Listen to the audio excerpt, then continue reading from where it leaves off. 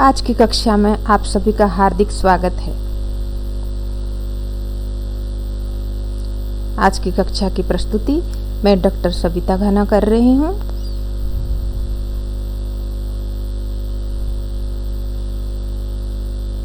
तो चलिए आज हम आपकी हिंदी पुस्तक से बिहारी के दोहे भाग 2 का अध्ययन करेंगे, जिसके कवि हैं बिहारी लाल। भाग 1 हम पढ़ चुके हैं, आज भाग 2 का अध्ययन करेंगे। तो चलिए देखते हैं।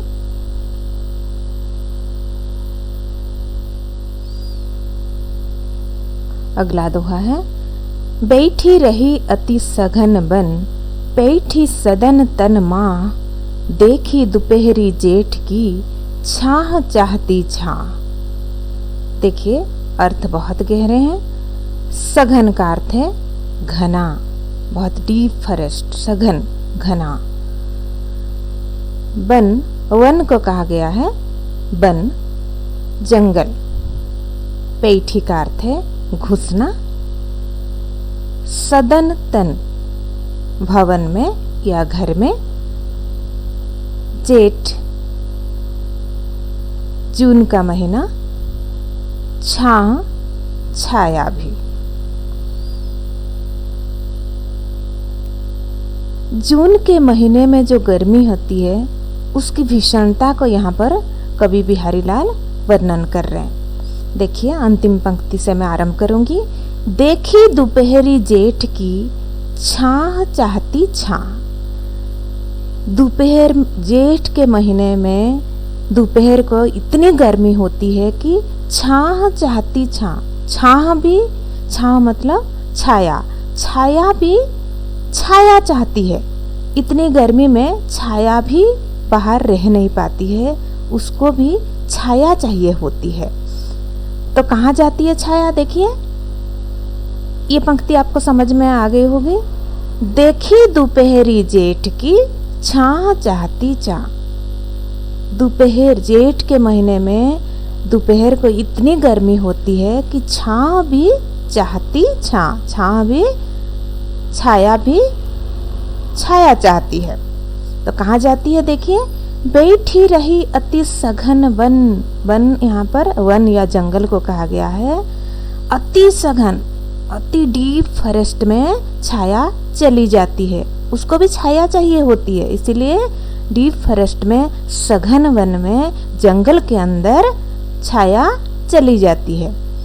बैठी सदन तन माँ, और कहाँ जाती है? सदन, सदन मतलब घर या भवन, भवन के अंदर भी घुसकर बैठ जाती है, क्योंकि उसको भी बहुत गर्मी होती है। छाया को भी गर्मी होती है, गर्मी से रक्षा पाने के लिए वो सघन वन, डीप फॉरेस्ट के अंदर या घर के अंदर जाकर छिप जाती है। चलिए व्याख्या देख लेते हैं।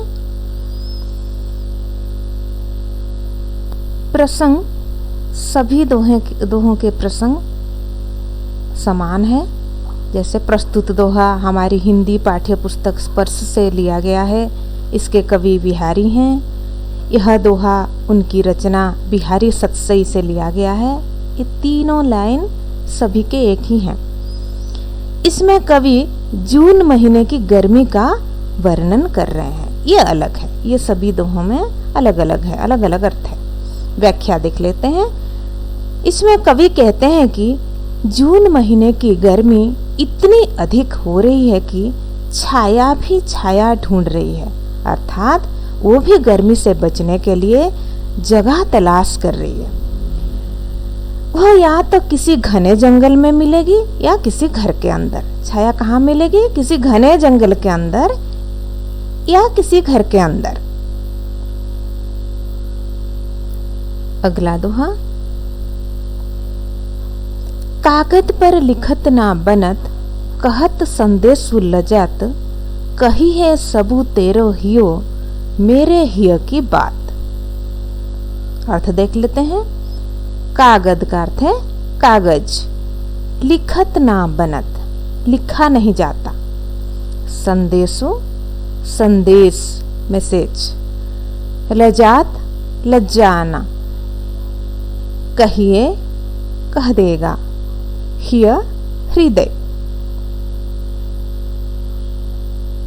यहाँ पर एक प्रेमिका की विरह दशा का चित्रण किया गया है। विरह अर्थात अपने प्रेमी की या प्रेमी से बिछुड़ने की स्थिति को वर्णन किया गया है। प्रेमिका अपने प्रेमी की या प्रेमी से कई दिनों से बिछुड़ के रह रही है, उसके हृदय की जो स्थिति है उसको वो वर्णन कर रही है, हृदय की दशा को वर्णन कर रही है कि वो किस प्रकार जी रही है। देखिए, कागज पर लिखत ना बनत, मैं किस प्रकार जी रही हूँ, मेरे हृदय की अवस्था जो है, मेरे हृदय की स्थिति कागज पर लिखत ना बनत, कागज पर मैं लिख नहीं सकती। और क्या कह रही है, कहत संदेश लजात, मुझे शर्म आ रही है मैसेज करने के लिए, संदेश देने के लिए शर्म आ रही है, मैं वो भी नहीं दे सकती, कागज पर लिख नहीं सकती, संदेश किसी के द्वारा मैं बोलकर किसी को संदेश भेज नहीं सकती। और क्या करती है, कहिए सबू तेरो हियो, तेरा हृदय, आपका हृदय मतलब प्रेमिक जो है उसका हृदय मेरे हृदय की बात जानता है। कहिए सबू तेरो हियो, तेरा हृदय सब कुछ कह देगा मेरे हिय की बात, मेरे हृदय में क्या घटना घट रही है, मेरे हृदय की जो स्थिति है वो उसका वर्णन आपका हृदय या तेरा हृदय वर्णन कर देगा। उसको लिखने की जरूरत नहीं है और किसी के द्वारा बोलकर संदेश भेजने की जरूरत नहीं है। व्याख्या देख लेते हैं। इसमें कवि ने एक नायिका की विरह दशा का वर्णन किया है। विरह दशा मतलब विछुड़कर, प्रेमी से विछुड़कर जो स्थिति है उसका वर्णन किया है। कवि कहते हैं कि नायिका अपनी विरह की पीड़ा अर्थात कष्ट को कागज पर नहीं लिख पा रही है और कहकर संदेश भेजने में उसे शर्म आ रही है। वह नायक से कहती है कि तुम अपने हृदय से पूछ लो, वह मेरे हृदय की बात जानता है, अर्थात तुम मेरी विरह दशा से भली भांति परिचित होंगे। दूसरा दोहा देख लेते हैं। प्रगट भय द्विज राज कुल, सुबस बसे ब्रज आई, मेरे हरव कलेश सबु, केशव केशव राई। अर्थ देखिए, द्विजराज अर्थ चंद्रमा और ब्राह्मण, दो अर्थ है। द्विजराज अर्थ का अर्थ है चंद्रमा भी कहा जाता है, ब्राह्मण को भी समझा जाता है। सुबस अपनी इच्छा से, केशव श्री कृष्ण का अन्य नाम है, केशव राई बिहारी जी के पिता का नाम है।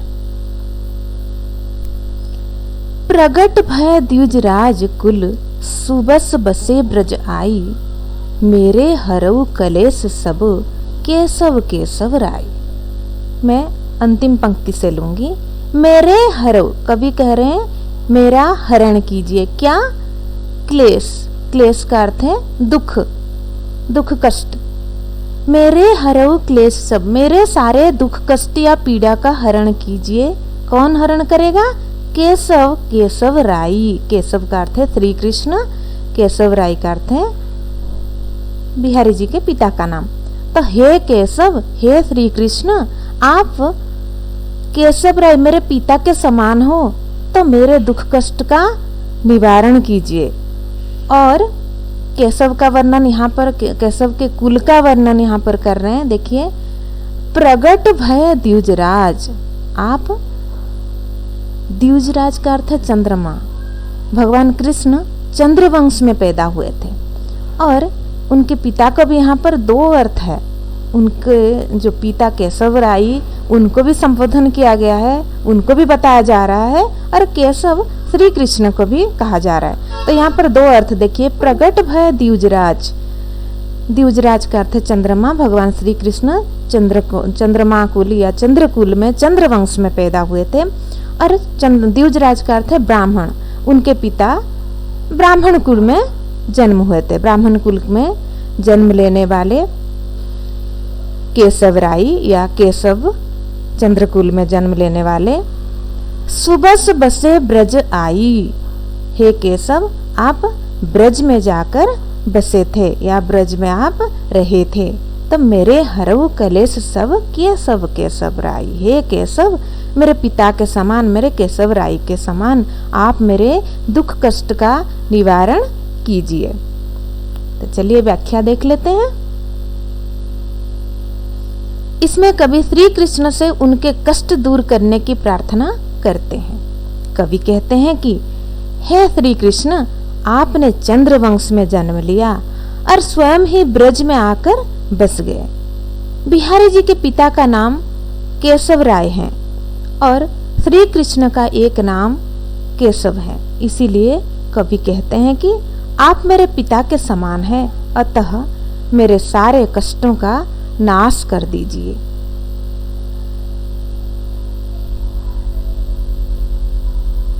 नेक्स्ट, जप माला छापे तिलक सरे, ना एको कामू, मन कांचे नाचे वृथा, सांचे रांचे रामू। जप माला का अर्थ है जपने की माला, जो माला जपते हैं। छापे का अर्थ है छापा, छापा मतलब प्रिंटेड जो है या लिखना, छापना, लिखना या प्रिंट करना, लिखने के अर्थ में। सरई पूरा होना, मन कांचे कच्चा मन, बिना सच्ची भक्ति वाला। नाचे का अर्थ है नाचना, वृथा बेकार में, सांचे सच्ची भक्ति वाला, रांचे प्रसन्न होना।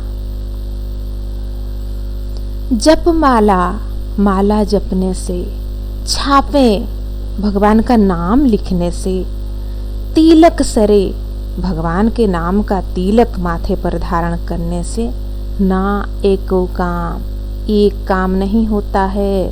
भगवान की भक्ति, ईश्वर की भक्ति माला जपने से, भगवान ईश्वर का नाम लिखने से या ईश्वर के नाम पर तिलक लगाने से भगवान की प्राप्ति या परमात्मा की प्राप्ति नहीं हो सकती।